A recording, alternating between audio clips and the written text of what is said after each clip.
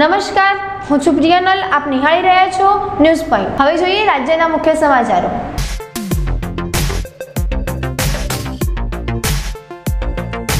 મોદીના ગઢમાં કોંગ્રેસની ગર્જના. રાહુલ ગાંધી અને પ્રિયંકા ગાંધી મોદી પર કર્યા આકરા પ્રહારો.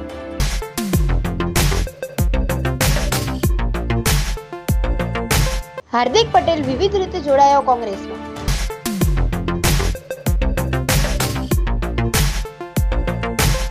રાપરના ધારાસભ્ય સંતોકબેનના રાજીનામાની વાત ઝુંબલો નીકળી. સંતોકબેને કહ્યું, હું વર્ષોથી કોંગ્રેસ સાથે રહીશ.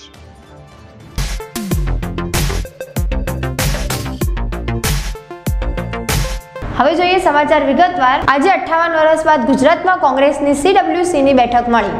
આજે 58 વર્ષ બાદ ગુજરાત કોંગ્રેસની CWCની બેઠક મળી રહી છે. અમદાવાદ શાહીબાગ સ્થિત સરદાર સ્મારકમાં આજે કોંગ્રેસની CWCની બેઠક મળી રહી છે. ગુજરાતમાં 58 વર્ષ બાદ કોંગ્રેસની વર્કિંગ કમિટીની બેઠક મળી રહી છે.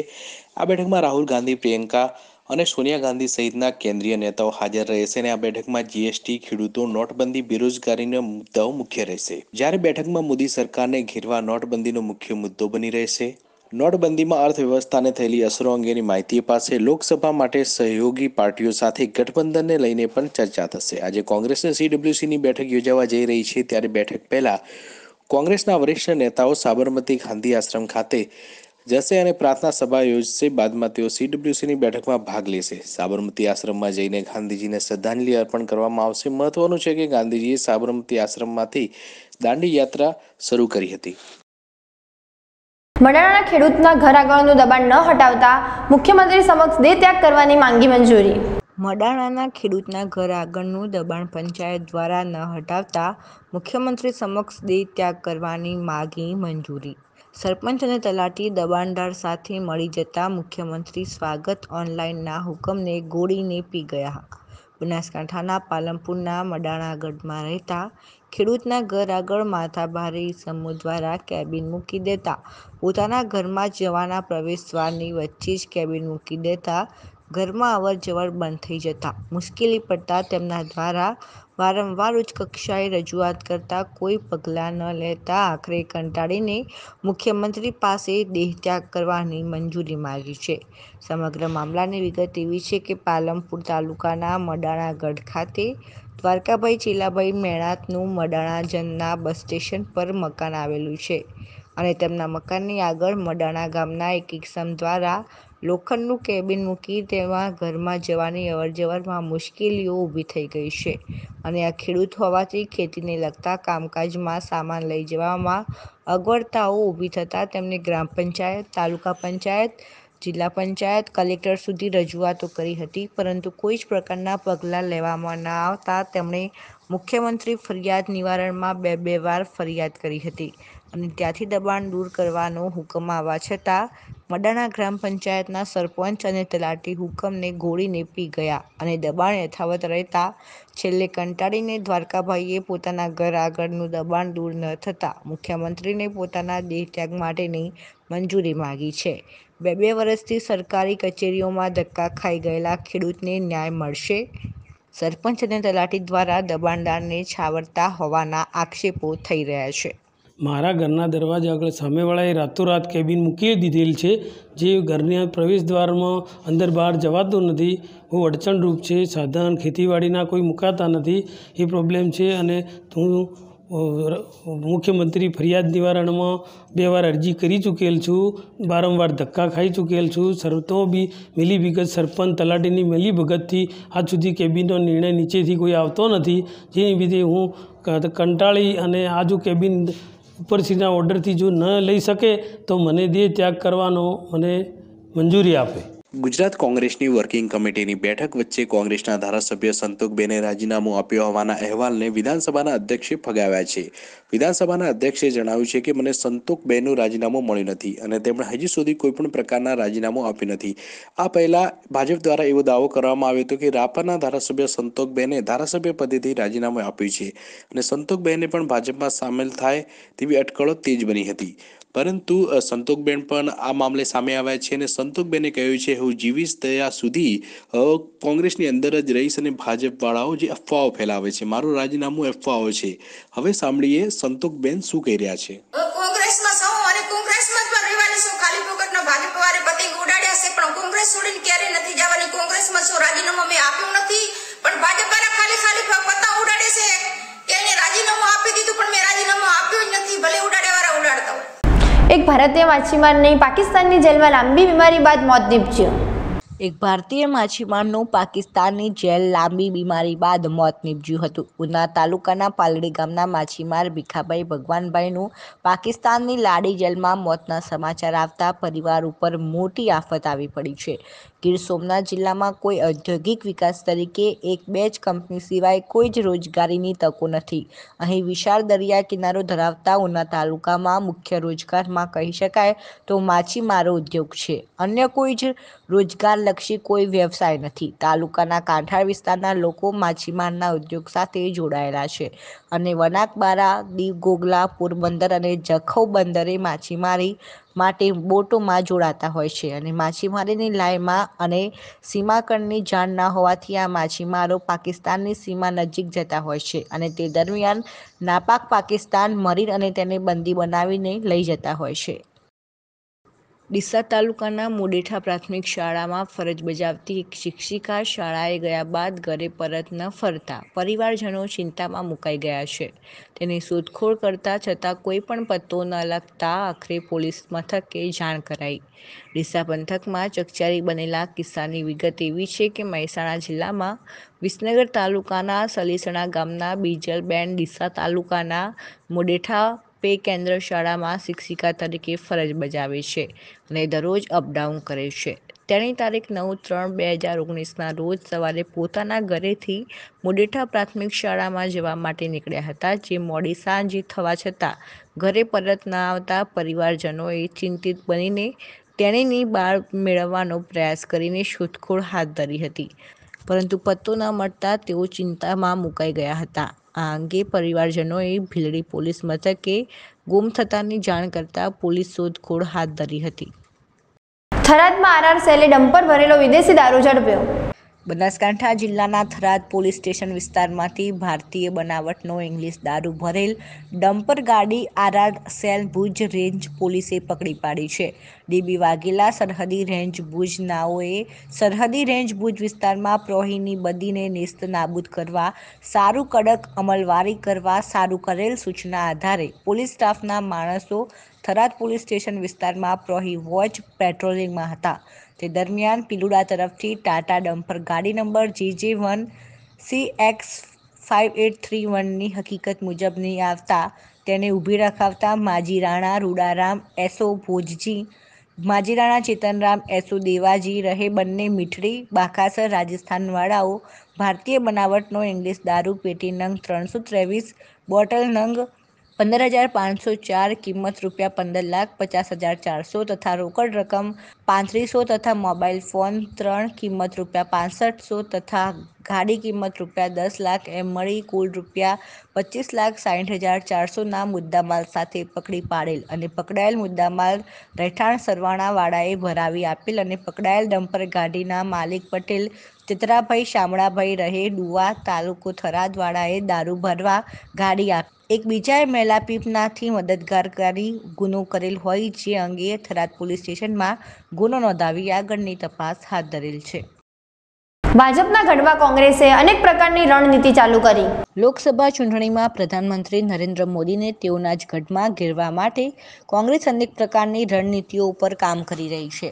આ રણનીતિ અંતર્ગત ગુજરાતમાં મોટા પાટીદાર નેતા હાર્દિક પટેલની આજે કોંગ્રેસમાં એન્ટ્રી થઈ રહી છે, જેને એક મોટો નિર્ણય માનવામાં આવી રહેલ છે. ગુજરાતમાં થયેલા વિધાનસભા ચૂંટણી બાદથી જ હાર્દિક પટેલ ભાજપને માટે એક ચિંતાનો વિષય બનેલ છે, જેને હવે કોંગ્રેસ લોકસભા ચૂંટણીમાં ઘુસાડવાની તૈયારીમાં છે. મંગળવારના રોજ કોંગ્રેસ અધ્યક્ષ રાહુલ ગાંધીની હાજરીમાં હાર્દિક પટેલ કોંગ્રેસમાં સામેલ થશે. તે જામનગરની લોકસભાની સીટથી ચૂંટણી લડી શકે છે. ઉલ્લેખનીય છે કે 2017માં ગુજરાતમાં થયેલ વિધાનસભા ચૂંટણી દરમિયાન નિર્મિત હાર્દિક અલ્પેશ જિગ્નેશની જોડીએ ભાજપની મુશ્કેલીને વધારી દીધી છે. ત્રણેય લોકોએ ભાજપ વિરુદ્ધ પૂરા રાજ્યમાં પ્રચાર કર્યો કે જેનો ફાયદો કોંગ્રેસને પણ મળ્યો છે અને કોંગ્રેસે ગુજરાતમાં ભાજપને મોટી ટક્કર પણ આપી છે. વિધાનસભા ચૂંટણી દરમિયાન જ અલ્પેશ ઠાકોર કોંગ્રેસમાં સામેલ થઈ ગયા હતા અને આજે હાર્દિક પણ સામેલ થવા જઈ રહેલ છે. કોંગ્રેસ મહાસચિવ પ્રિયંકા ગાંધી વાડ્રા સાબરમતી આશ્રમમાં રાહુલ સોનિયા મનમોહનની સાથે નહીં પરંતુ પાછળની તરફ બેઠેલ છે.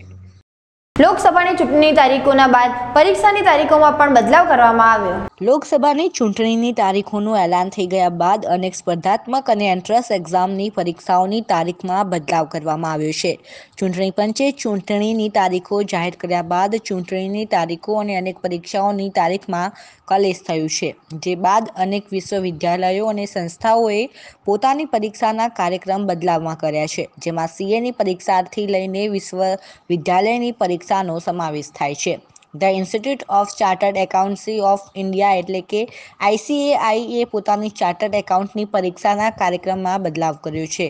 આ પરીક્ષાનું આયોજન 2 મેથી લઈને 27મી મે 2019ના દરમિયાન કરવામાં આવ્યું છે, પણ હવે સંસ્થાએ પોતાની તારીખોમાં ફેરફાર કર્યો છે. હવે આ પરીક્ષાનું આયોજન 27 મેથી 12 જૂન વચ્ચે કરવામાં આવ્યું છે.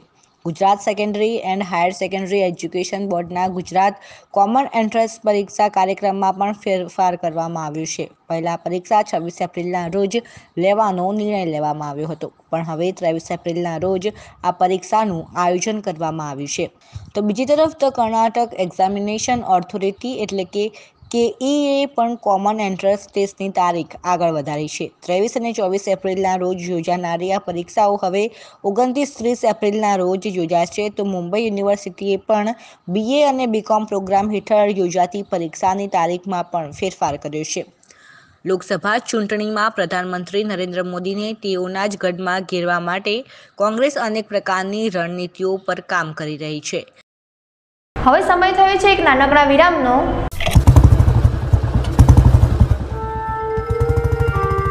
अरे मोहन दादा, आप साफ करते रहोगे और लोग कचरा करते रहेंगे. अरे कुछ नहीं होगा इस देश का. देखा? हाँ, हो सकता है, बस थोड़ी और सफाई करनी पड़ेगी. कैसे? ये आपका खत आया है. किसका है? किसी भारत ने भेजा है. भारत? हमारा गांव में तो कोई भारत है नहीं. मैं किसी भारत को नहीं जानती. पढ़ लो, शायद कोई पहचान वाला हो.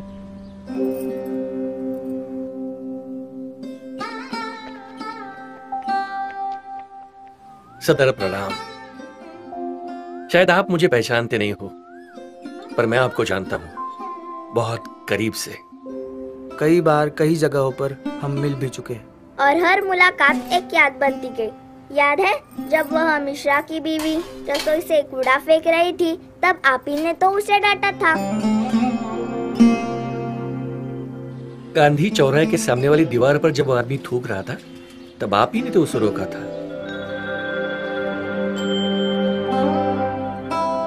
किसी दूसरे ने फेंका हुआ कचरा जब आपने उठाकर कचरे के डिब्बे में डाला था ना, तब मुझे बड़ा गर्व महसूस हुआ था कि आज का नौजवान भी मेरी इतनी कदर करता है. आपके बहुत ऐसा नहीं मुझ पर, नहीं तो भला कौन सोचता है इन छोटी छोटी बातों के बारे में.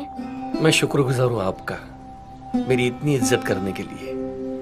मैं शुक्रगुजार हूँ मेरी तरक्की के खातिर आपके इस छोटे कदम के लिए. मैं शुक्रगुजार हूँ मुझे महान बनाने के लिए. आपका प्रिय भारत.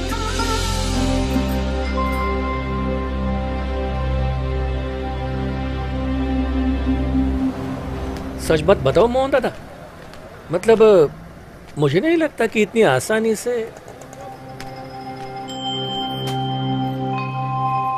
मुबारक हो मोहन दादा, अरे अपना दिल साफ हो रहा है. हाँ, पर और एक खत देना बाकी है. अब कौन?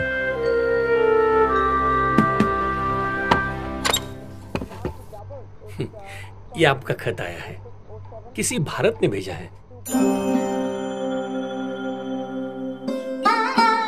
વિરામ બાદ આપનું પુનઃ સ્વાગત છે. લોકસભા ચૂંટણીને અનુલક્ષી પાલનપુર ખાતે કલેક્ટરના અધ્યક્ષ સ્થાને પ્રેસ કોન્ફરન્સ યોજાઈ. લોકસભા સામાન્ય ચૂંટણીની તારીખ 10 માર્ચથી જાહેરાત થતાં સમગ્ર જિલ્લામાં આદર્શ આચારસંહિતા અમલી બની છે. લોકસભા સામાન્ય ચૂંટણી 2019ને અનુલક્ષી પાલનપુર ખાતે જિલ્લા ચૂંટણી અધિકારી અને કલેક્ટર શ્રી બનાસકાંઠા શ્રી સંદીપ સાગલેના અધ્યક્ષસ્થાને ચૂંટણીલક્ષી માહિતી મીડિયાને આપવા માટે પ્રેસ કોન્ફરન્સ યોજાઈ હતી. જેમાં કલેક્ટરશ્રીએ જણાવ્યું કે ચૂંટણી પંચ દ્વારા ગઈકાલથી લોકસભા સામાન્ય ચૂંટણીની જાહેરાત કરવામાં આવી છે.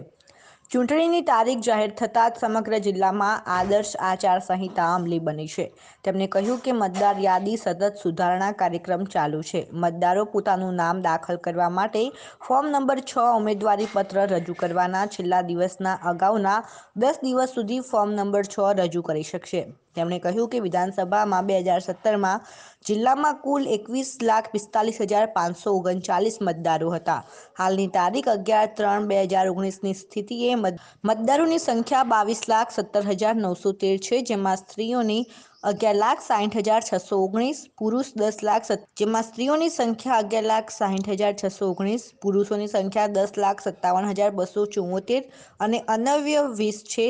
આમ ગઈ વિધાનસભાની ચૂંટણી તુલનામાં કુલ 72,374 મતદારોનો વધારો થયો છે. કલેક્ટરશ્રીએ યુવાનો અને મહિલાઓને પોતાનું નામ મતદાર યાદીમાં નોંધાવવા અપીલ કરી હતી. જિલ્લા ચૂંટણી અધિકારી અને કલેક્ટર શ્રી સંદીપ સાંગલેએ જણાવ્યું કે મતદારો પોતાનું નામ મતદાર યાદીમાં toll free number 1950 helpline number ઉપરના સવારના 9 થી 30 રાતના 9 વાગ્યા સુધી તપાસી શકશે. તેમણે કહ્યું કે આ હેલ્પલાઇન પર લોકો ચૂંટણી સંબંધિત કમ્પ્લેન અને ફીડબેક પણ આપી શકે છે. તેમણે જણાવ્યું કે જિલ્લાના તમામ વિધાનસભામાં મતવિસ્તારોમાં ઈવીએમ અને વીવીપેટ મશીનોનું નિર્દેશન કરવામાં આવશે. દિવ્યાંગ મતદારો ચૂંટણી પ્રક્રિયામાં ભાગ લઈ સરળતાથી મતદાન કરી શકશે. તે માટે મતદાન દિવસે તેમના માટે સહાયક તેમજ વ્હીલચેરની વ્યવસ્થા પૂરી પાડવામાં આવશે. લોકસભાની ચૂંટણીની તારીખો જાહેર થઈ છે ત્યારે ભાજપનો ગઢ કહેવાતા ગુજરાતમાં 23 એપ્રિલે મતદાન થવાનું છે. 2014ની ચૂંટણીમાંથી ભાજપને 26માંથી 26 બેઠક મળી હતી.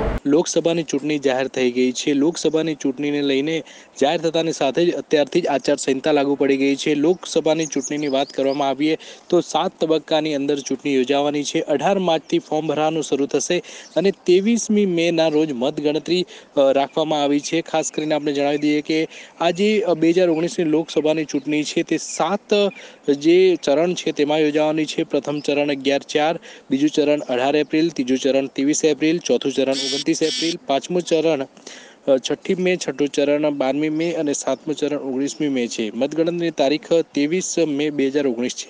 મુખ્ય ચૂંટણી કમિશનર સુનિલ અરોરાએ આ જાહેરાત કરી છે. લોકસભાની ચૂંટણીની પ્રક્રિયા તારીખ 18 માર્ચ 2019થી શરૂ થઈને 27 મે 2019 સુધી ચાલશે.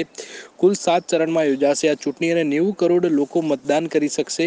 મતદાન 11 એપ્રિલથી લઈને 19 મે દરમિયાન યોજાશે. ગુજરાતની તમામ 26 સીટો ઉપર એક જ દિવસે એટલે કે 23 એપ્રિલ 2019ના રોજ મતદાન યોજાશે. 22 રાજ્યોના સિંગલ ફેઝની અંદર ચૂંટણી યોજાવાની છે.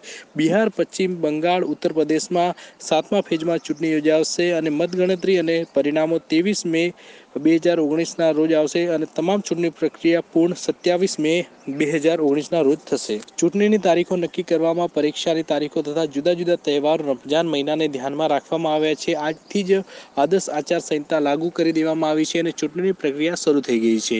વોટિંગ મશીનમાં પ્રતીક સાથે ઉમેદવારોનો ફોટો પણ હશે જેથી તમે કોને મત આપો છો તેને ઓળખી શકશો. પારદર્શક અને શુદ્ધ ચૂંટણી માટે 10 લાખ મતદાન કેન્દ્ર હશે અને તમામ વોટિંગ મશીન સાથે વીવીપેટ મશીન પણ હશે. પર્યાવરણને હાનિ કરતા પ્રચાર સાહિત્ય વાપરી શકાશે નહીં અને ચૂંટણી પંચની આ નવી પહેલ સામે આવી છે. ઇલેક્શન કમિશન નવી મોબાઈલ એપ લોન્ચ કરશે જેના દ્વારા નાગરિકો આચારસંહિતા ભંગની વિગતો પંચને મોકલી શકશે અને ઓળખ ગુપ્ત રાખશે. દાંતાના ઘરેડા ગામના લોકોના પાણીની સમસ્યાનો નિકાલ થતા લોકોમાં ખુશી છલકાઈ. દાંતા તાલુકો જાણે પહેલેથી જ જનજીવન માટે ક્યાંક ને ક્યાંક આફતોથી ઘેરાતો હોય તેવું લાગી રહ્યું છે. અહીંના ગામડા આજે પણ પ્રાથમિક સુવિધાઓથી વંચિત છે. રોટી, કપડાં, મકાન અને પાણી માટે આજે પણ આ આદિવાસી પ્રજાને ભટકવું પડે છે. જો વાત કરવામાં આવે ઘરડા ગામની તો આ ગામમાં આવેલ હેન્ડપંપ પણ બંધ થઈ જતા લોકોને પીવાના પાણી માટે દર ભટકવાનો વારો આવ્યો હતો. કંટાળીને ગામ લોકોએ સરપંચને રજૂઆત કરતા ગ્રુપ ગ્રામ પંચાયત બોર મંજૂર કર્યો હતો, પણ ગામ લોકોને શંકા હતી કે બોર સક્સેસ નહીં જાય, પણ કુદરત પર આધાર રાખીને કામ શરૂ કરતા આજ બોરના બોરવેલમાંથી 3 મોટર પાણી નીકળે એટલા પાણીનો ધોધ નીકળતા લોકો પણ વિચારતા થઈ ગયા કે આ કઈ રીતે શક્ય બન્યું. કહેવાય છે કે જેનું કોઈ ના હોય એનો ભગવાન હોય છે. એ જ બાબત અહીંના આદિવાસી લોકોમાં સાચી પુરવાર થઈ છે. અહીંની નેતાગીરી અને અધિકારીઓ નિષ્ક્રિય સાબિત થતાં ભગવાન સક્રિય બન્યો હોય એવું લાગી રહ્યું છે. જે હોય તે પણ આજે તો પાણી માટે દર ભટકતા લોકોના નસીબમાં પાણી આવતા ગામ લોકોના મુખે ખુશીની લહેર છવાઈ ગયેલી જોવા 17મી લોકસભા ચૂંટણી માટે તૈયારીઓ ચાલુ થઈ ગઈ છે. રાજકીય દળો કોઈ પણ મોરચા ઉપર પાછળ રહેવા માંગતી નથી. યુપીએ કેટલાક ક્ષેત્રીય દળોને સાથે લઈને નરેન્દ્ર મોદીને માત આપવા ઈચ્છે છે, તો બીજી બાજુ ભાજપ પણ નાના દળોને સાથે લઈને ફરીથી જીત મેળવવા માટેનો પ્રયત્ન કરી રહી છે. તો બીજી બાજુ કેટલાક દળો એવા પણ છે જે કોઈ પણ મોરચામાં હાલ નથી. એમનો પ્રયત્ન જનતાનો વિશ્વાસ જીતીને પોતાની સરકાર બનાવવાની છે. આ વખતે ચૂંટણીથી પહેલા ગઠબંધનનું ચક્રવ્યૂહ ખૂબ જ જટિલ નજરે આવી રહ્યું છે. ચલો તો જાણીએ આ ચક્રવ્યૂહમાં કયું દળ કઈ ભૂમિકામાં નજરે આવી શકે છે. હવે ફરી નજર કરીએ અત્યાર સુધીના મુખ્ય સમાચારો પર.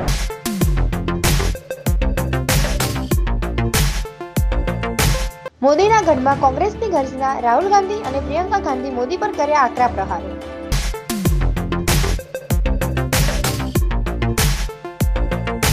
હાર્દિક પટેલ વિવિધ રીતે જોડાયો કોંગ્રેસમાં.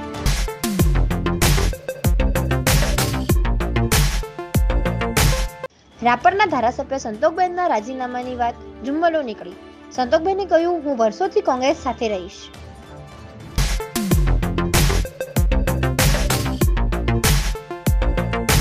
તો આ હતા અત્યાર સુધીના સમાચાર. નમસ્કાર.